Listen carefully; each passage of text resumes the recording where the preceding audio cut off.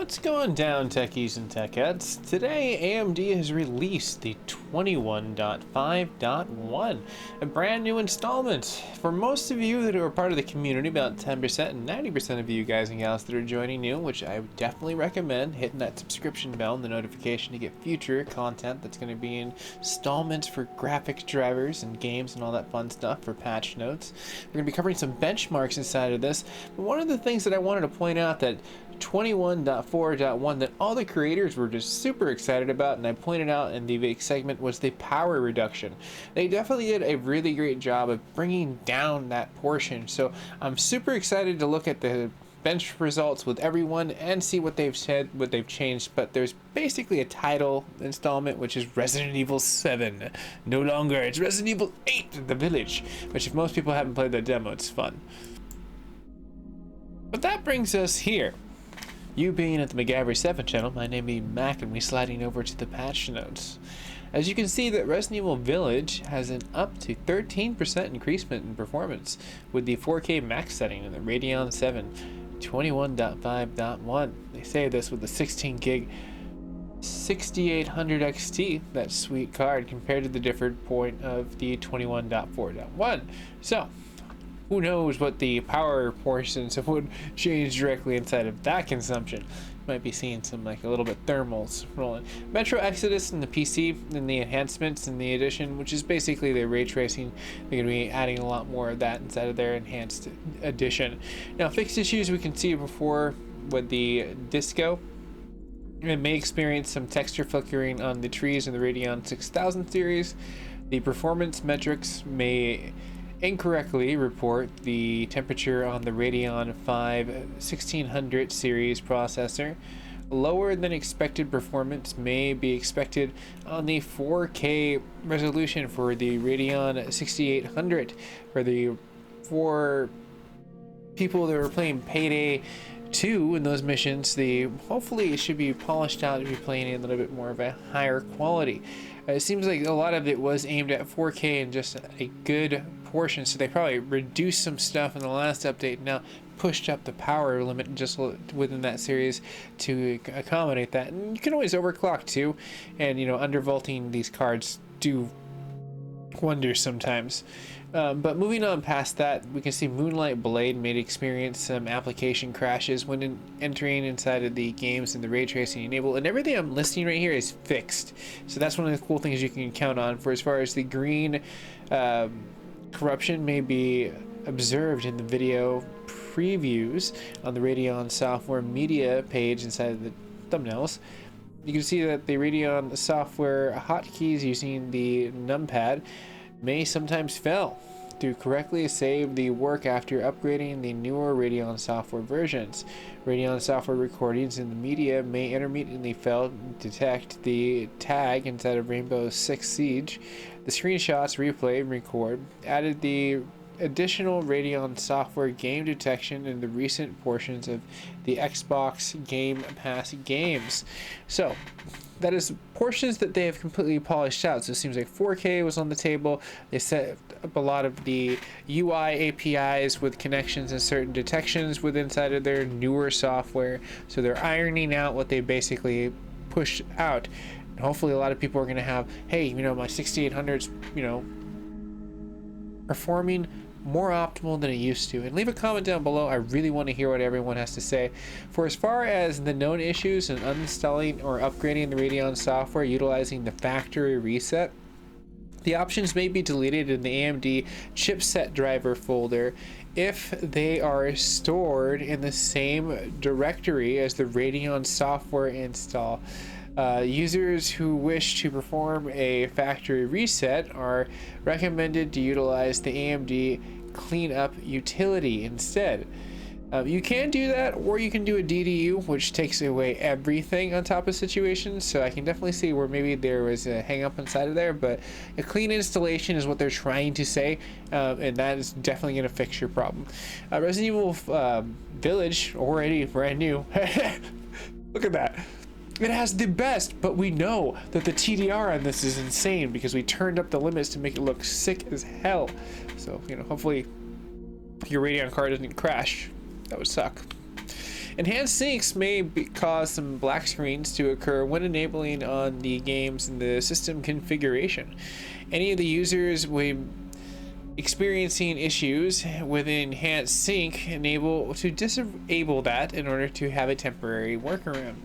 Connecting to the two displays with a large difference in resolutions and refresh rates may cause the flickering within the Radeon RX Vega series and the products.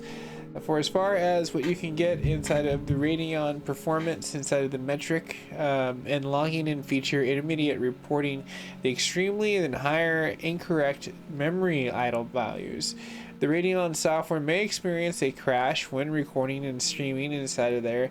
For as far as the display on the hot plug, FreeSync may intermediately be locked on the desktop for performing in the switch inside of the extended primary display upon closing the game, causing a poor performance or shuttering. System restarts for potential workaround and experience, and I have been noticing that a lot with just in general Radeon performance. Like, you will get it going, and if you haven't reset your computer in like a day or two, that will cause a hang up. It's strange. Just reset the computer and relook at your like, settings inside of there, and you should be fine. Sometimes they might change, and just redial in if you've overclocked. If not, you should be cool. You shouldn't even have to mess with it.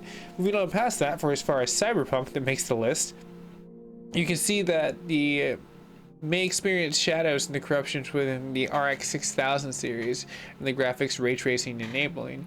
Download or launch the Ryzen master button inside of the Radeon software to intermediately disappear or fails in the Ryzen mastery.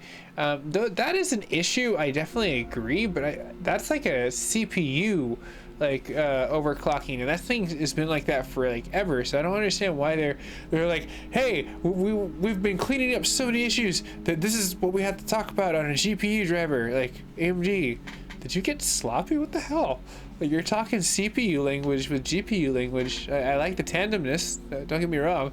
It's just random. I've never seen you do this before. But besides this, I'm not trying to romanticize this moment. For Dota 2, may experience the flickering and the corruptions on the Ryzen Mobile 500s or 5000 series. Not my bad, it's an extra 0.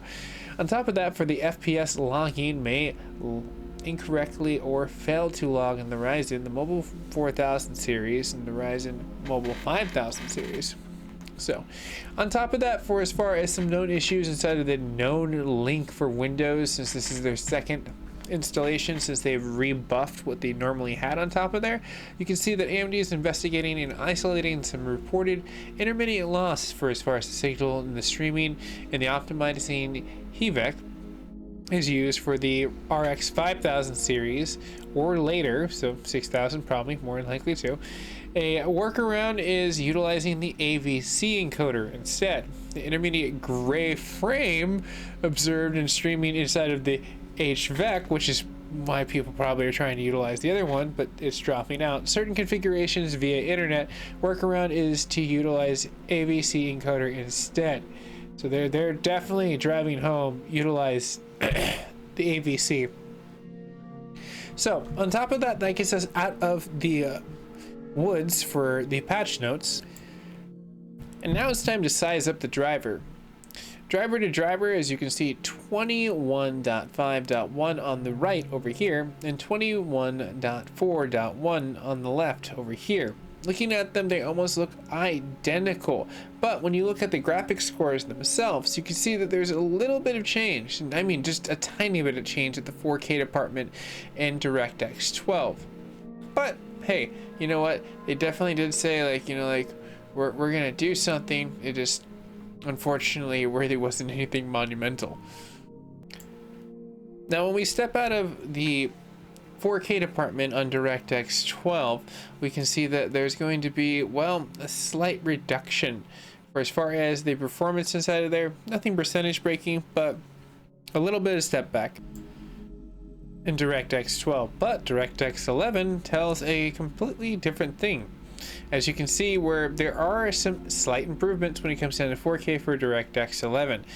Nothing percentage wise, but again, point for point, it definitely does give it a little bit of a run, just a tiny edge.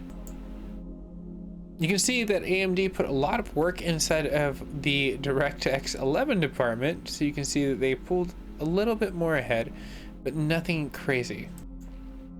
This was the surprising one though, and I thought 1080p, this would have taken just the basics and it would have shown a little bit more advancement, but no, it seemed like the older driver definitely did perform a little bit. But this brings us towards the tail end of our physical patch note.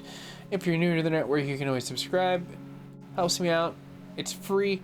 And if you do, hit that notification bell, crack it straight down the center, and you'll get all the newer notifications. At the end of the day, this driver seems to be quite okay for as far as what they're trying to polish off with a newer edition. Is it groundbreaking? Is it moving forward? Not really. For me, as the way I've seen the evolution of AMD and the way that they have had their Adrenalin software and the way that they have pushed forward with a UI rebrush, I feel like all they gave us was a really cool icon, and like the link is kind of getting there. I mean, there's cool things, definitely, but I was kind of hoping for something more robust. But who knows? There might be some more robust UIs and some more software coming in the near future from AMD. They're always up to hard work, and I'm always up to covering what's going down in the news for as far as the GPU and the tech community and what they're doing. Have a nice day, everyone. My name is Mac. I'll see you guys and gals in the near future. Stay safe, stay classy, and if you do subscribe today, who knows?